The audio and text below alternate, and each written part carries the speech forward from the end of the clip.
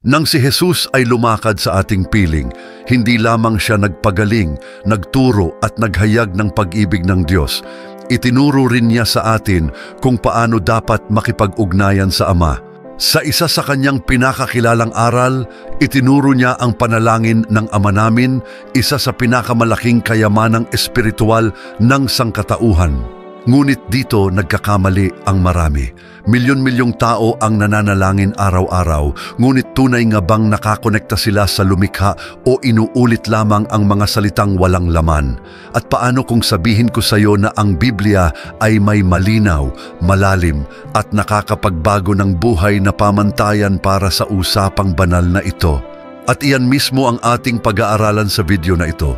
Hihigit tayo sa mga karaniwang kaalaman upang maunawaan kung ano ang ibig sabihin ng makipag-ugnayan sa Diyos sa tamang paraan ayon sa Biblia at tuklasin ang mga karaniwang pagkakamali tungkol dito. Isipin mo ang isang kaibigang napakalapit na maaari mong sabihin ang lahat, ang iyong mga pinakamasayang tagumpay at ang iyong mga pinakaitinatagong lihim nang walang takot na mahusgahan. Ngayon, isipin mo na ang kaibigang iyon ay ang lumikha ng sansinukob, ang Diyos na nakakakilala sa iyo ng higit kaysa sa pagkakakilala mo sa iyong sarili. Ito mismo ang iniaalok ng panalangin sa atin, isang malapit at nagbabagong ugnayan sa Diyos. At ang unang hakbang upang makausap ang Diyos ng tama ay ang pagiging totoo. Mukhang simple, ngunit madalas ito ang pinakamalaking hamon sa atin. Ngayon, sabihin mo sa akin, ilang beses ka nang natakot na maging ganap na tapat sa Diyos? Maaaring nag-alinlangan kang ibahagi ang isang bagay na masyadong mabigat, kahiya-hiya o maging makasalanan. Minsan iniisip natin, paano kung mabigo ko ang Diyos? O makikinig pa kaya siya sa akin kahit puno ng ganito ang puso ko? Ngunit narito ang isang nakakapagpalayang katotohanan. Alam na ng Diyos, bago pa man lumabas ang anumang salita sa iyong bibig, alam na niya ang iyong iniisip, ang iyong mga pagkakamali at ang iyong mga nakatagong damdamin. Hindi niya hinihintay ang mga perpektong panalangin, kundi ang mga totoong panalangin. Gusto niyang dalhin mo ang lahat ng walang itinatago. Kung may isang tao sa kasaysayan ng Biblia na nakakaunawa sa katotohanan ito, iyon ay si Haring David. Bagamat tinawag siyang isang tao ayon sa puso ng Diyos, hindi siya perpekto. Isa sa mga pinakatanyag na bahagi ng buhay ni David ay ang kwento tungkol kay Batsheba. Ang kwentong ito ay nakatala sa ikalawang aklat ng Samuel, Kabanata 11. Si David, sa isang sandali ng kahinaan, ay nakita si Batsheba na naliligo at inibig siya. Sa kabila ng kanyang kaalaman na si Batsheba ay may asawa na, kay Urias, isa sa kanyang pinakatapat na mga sundalo, si David ay nagpadala sa tukso, nagkasala ng pangangalun niya, at pagkatapos nang malaman niyang nagdadalang tao si Batsheba, binalak ang pagkamatay ni Urias upang maitago ang kanyang kasalanan.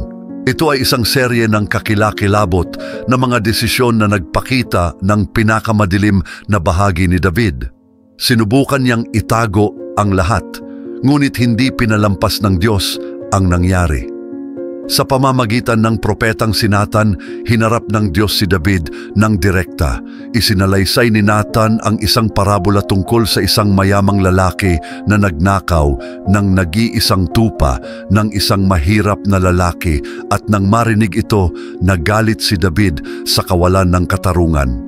Noon sinabi ni Nathan, "Ikaw ang taong iyon." Sa sandaling iyon, maaring itinanggi ni David ang paratang, nagbigay ng katuwiran o binaliwala ang akusasyon. Ngunit sa halip, inamin niya ang kanyang kasalanan. Si David ay lumapit sa Diyos nang may pusong lubos na nagsisisi, at ang kanyang katapatan ay makikita sa Salmo 51 na kanyang isinulat pagkatapos ng pangyayaring iyon. Siya ay dumalangin, "Maawa ka sa akin, O Diyos, ayon sa iyong tapat na pag-ibig, ayon sa iyong malawak na habag, burahin mo ang aking mga pagsuway. Hugasan mo ako ng lubusan sa aking kasamaan at linisin mo ako sa aking kasalanan." walang pagkukunwari o pagtatangkang magdahilan, isang tapat na pagsusumamo lamang para sa awa at pagbabago. At ganito dapat tayo lumapit sa Diyos. Higit pa rito, dapat tayong maging simple. Oo, simple sa paraan ng pananalangin. Maraming mga hentil noon ang may mga gawi sa relihiyon na binubuo ng pagbigkas ng mga mantra o mahikang formula. Paulit-ulit na sinasabi ang parehong mga salita na para bang maaari nitong kumbinsihin ang kanilang mga Diyos na sagutin ang kanilang mga kahilingan. Maging sa hanay ng mga Hudyo, may mga nagdarasal sa publiko sa paraang tila isang pagtatanghal. Mas iniintindi ang impresyon ng mga tao kaysa sa tunay na pakikipag-usap sa Diyos. Dumating si Jesus upang baguhin ang mga maling paniniwalang ito. Sa tanyag na sermon sa bundok, binigyang diin ni Jesus na ang halaga ng panalangin ay hindi nakasalalay sa pagiging komplikado nito, kundi sa kababaang loob kung paano ito ginagawa. Alam niya na marami noong panahon niya at maging sa ngayon, ang may maling pananaw tungkol sa panalangin, naniniwalang ito ay kailangang maging kahanga-hanga o punong-puno ng formalidad upang maabot ang puso ng Diyos. Sa Ebanghelyo ni Mateo, Kabanata 6, mga talata 7 at 8, itinuturo ni Jesus, "At sa pananalangin, huwag kayong gumamit ng mga paulit-ulit na pananalita na walang kabuluhan gaya ng ginagawa ng mga hentil sapagkat iniisip nila na sa kanilang maraming salita ay pakikinggan sila. Huwag kayong maging tulad nila sapagkat alam na ng inyong Ama ang mga bagay na inyong kinakailangan bago pa man ninyo ito hingin sa Kanya." Isipin ang isang maliit na bata na nakikipag-usap sa kanyang ama. Hindi siya nag-aalala kung tama ang mga salitang ginagamit niya o kung makakagawa siya ng komplikadong paliwanag. Siya ay nagsasalita ng tapat. Sinasabi kung ano ang nararamdaman niya at kung ano ang kailangan niya, nagtitiwala na naiintindihan siya ng kanyang ama. Ganito eksakto ang itinuro ni Jesus kung paano tayo dapat manalangin ng may pagiging simple at pagtitiwala tulad ng mga anak sa harap ng isang ama na nagmamahal sa kanila. Ang pagiging simple na ito ay hindi nangangahulugang kapabayaan kundi pagiging tunay. Madalas iniisip natin na para marinig tayo ng Diyos, kailangan nating magpahayag sa isang espesyal na paraan o humanap ng perpektong mga salita. Ngunit malinaw na ipinaliwanag ni Jesus na hindi iyon ang mahalaga. Ang Diyos ay mas interesado sa kung ano ang nasa ating puso kaysa sa kung ano ang nasa ating bibig. At nang sinabi ni Jesus na iwasan ang mga walang kabuluhang pag-uulit, hindi niya sinasabi na mali ang pag-ulit ng isang panalangin. Ang problema ay nasa pananalangin ng mekanikal na walang kahulugan. Posibleng ulitin ang isang panalangin ng may sinseridad at debosyon, tulad ng panalangin ng Ama namin na Siya mismo ang nagturo. Ngunit kapag ang mga salita ay naging formula lamang na walang laman, nawawala ang layunin ng isang makabuluhang pakikipag-usap sa Diyos. Ang iyong panalangin ay direktang konektado sa iyong asal, sa iyong mga pagpili at sa paraan kung paano mo isinasabuhay ang iyong pananampalataya sa araw-araw na mga kilos. Napakalinaw ng sinabi ni Jesus tungkol dito. Sa Ebanghelyo ni Mateo, Kabanata 7, talata 21, sinabi niya, "Hindi ang bawat nagsasabi sa akin, 'Panginoon, Panginoon,' ang makapapasok sa kaharian ng langit, kundi ang gumagawa lamang ng kalooban ng aking Ama na nasa langit." Napansin mo ba ang bigat ng pahayag na ito? Sinasabi ni Jesus na ang Ama ay hindi lamang nakikinig sa iyong sinasabi, kundi inoobserbahan din kung paano ka namumuhay. Ngayon isipin ito, ikaw ay taimtim na nananalangin, ngunit ang iyong mga kilos ay lubos na salungat sa iyong hinihiling o ipinagpapasalamat. Parang nagtanim ka ng binhi sa lupa ngunit hindi mo ito dinilig o inalagaan, umaasa kang tutubo ito ng kusa. Hindi ganoon ang sistema. Ang tunay na panalangin ay hindi lamang binibigkas. Ito ay isinasabuhay. Ang bawat kilos mo ay parang ekstensyon ng iyong inihaharap sa Diyos sa panalangin. Halimbawa, kung ikaw ay nananalangin para sa pasensya, paano ka tumutugon sa mga sandaling nakakapagpasiklab ng galit? Ang iyong mga aksyon ba ay nagpapakita ng hangaring ito? O kung humihingi ka ng kapatawaran sa Diyos, handa ka rin bang magpatawad sa mga taong nanakit sa iyo? At kapag nananalangin ka na tulungan ng Diyos ang isang nangangailangan, handa ka bang maging sagot sa panalangin iyon kung tawagin ka niya upang kumilos? At higit na kamangha-mangha kaysa rito ay ang ating katahimikan. Ang katahimikan ay isa sa mga pinakamalalim, ngunit isa rin sa mga pinakanapapabayaan na aspeto ng panalangin.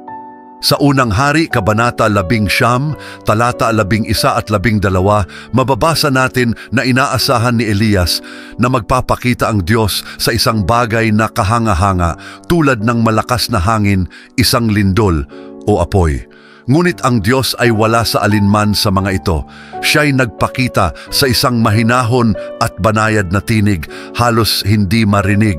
Itinuturo nito sa atin na upang marinig ang tinig ng Diyos, kailangang patahimikin ang ating mga kaluluwa. At narito ang katotohanan. Ang katahimikan ay maaaring maging isang hamon.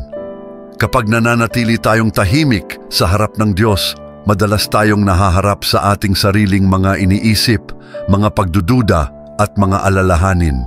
Ngunit sa ganitong mga sandali ng paghaharap, gumagawa ang Diyos. Sa katahimikan, siya ay nagtuturo, gumagabay at mas pinalalapit tayo sa Kanya. Itinuro sa atin ni Jesus ang kahalagahan ng katahimikan sa pamamagitan ng Kanyang sariling halimbawa. Sa Ebanghelyo ni Lucas, Kabanata 5, talata 16, mababasa natin, ngunit si Jesus ay umaalis sa mga ilang na lugar upang manalangin. Pag-isipan mo ito, ang anak ng Diyos na may perpektong pakikipag-ugnayan sa Ama ay madalas na lumalayo mula sa lahat at sa lahat upang hanapin ang presensya ng Diyos sa katahimikan. Alam niya na upang marinig ang tinig ng Ama at magabayan, kinakailangan ang pagdiskonekta mula sa kaguluhan sa paligid. Alam ito ni Jesus. Kaya naman, kahit na punong-puno ang kanyang schedule at maraming tao ang humihingi ng kanyang atensyon, inuuna niya ang mga sandaling mag-isa at tahimik na pakikinig. At kung si Jesus mismo na siya'y sino siya ay naramdaman ang pangangailangang hanapin ng katahimikan, gaano pa kaya tayo na lubos na umaasa sa biyaya ng Diyos? Ngayon, nais kong bigyan mo ng pansin ang tanong ko, seryosong pansin. Alisin mo ang anumang distraksyon at sagutin mo ito para sa sarili mo. May pananampalataya ka ba? Dahil dito, nagkakaroon ng isa pang malaking pagkakamali. Karaniwang nangyayari na ang mga tao ay nananalangin ng puno ng pagdududa at sobrang pag-aalala. At hindi kita huhusgahan kung ginawa mo na ito dahil ginawa ko rin ito ng maraming beses. Pero tungkulin kong sabihin ito sa iyo. Ilang buwan ang nakalipas, dumaan ako sa isang mahirap na yugto ng aking buhay. Maraming beses akong nanalangin ng labis na nag-aalala, hindi alam ang gagawin, humihingi ng solusyon. Ngunit alam mo kung ano ang talagang nagbago ng lahat, ang pagsuko. Hinayaan ko lang na mangyari ang mga bagay, naniniwala na ang plano niya ang pinakamahusay para sa akin. Ang tunay na pananampalataya at tiwala ay mga gawa ng ganap na pagsuko, ng buong pagtitiwala sa kung sino ang Diyos at kung ano ang kaya niyang gawin, kahit na hindi mo nakikita ang buong daan. At dito pumapasok ang isa pang maling paniniwala. Alam ko, parang kalokohan, pero ang pananampalataya ay hindi lamang paniniwala na kaya ng Diyos. Ito ay ang mamuhay na parang natanggap mo na ang iyong hinihiling, kahit na sinasabi ng mga sitwasyon ang kabaligtaran, para itong pagsakay sa eroplano. Napansin mo na ba na kapag sumakay ka ng eroplano, hindi ka nag-aalala kung sino ang nagpapatakbo nito? Tiwala ka na alam ng piloto ang ginagawa niya kahit hindi mo siya kilala. Walang mga tanong, pagkabalisa o takot tungkol sa nangyayari sa cockpit. Basta ka na lang nagpapahinga dahil naniniwala kang ikaw ay nasa mabuting kamay. Ganyan din dapat ang ating panalangin sa harap ng Diyos.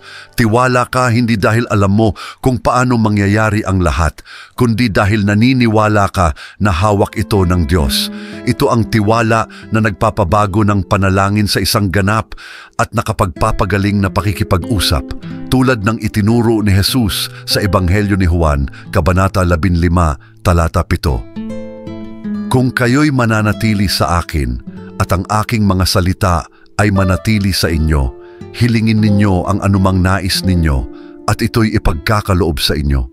Ang tiwalang ito ay nagmumula sa pakikipag-ugnayan, sa kaalaman na tapat ang Diyos at ang kanyang kalooban ang laging pinakamahusay kahit na tila natatagalan ang mga sagot.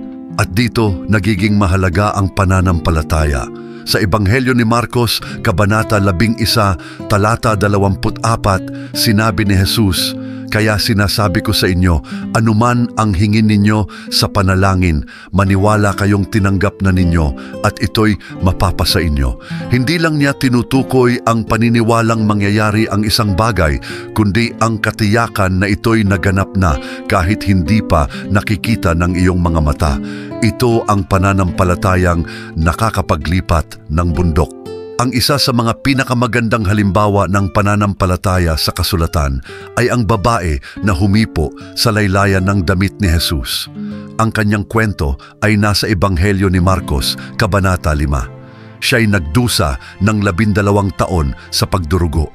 Sa buong panahong iyon, naghanap siya ng mga manggagamot at ginastos ang lahat ng kanyang ari-arian, ngunit lumala lamang ang kanyang kalagayan. Isipin mo ang sakit, ang kawalan ng pag-asa at ang pakiramdam ng kawalang magawa na kanyang daladala. Ngunit narinig niya ang tungkol kay Jesus. Sa gitna ng maraming tao na sumusunod kay Jesus, ang babaeng iyon ay nagpasya na kumilos ng may pananampalataya. Naniniwala siya na kung mahawakan lamang niya ang laylayan ng damit ni Jesus, siya'y gagaling.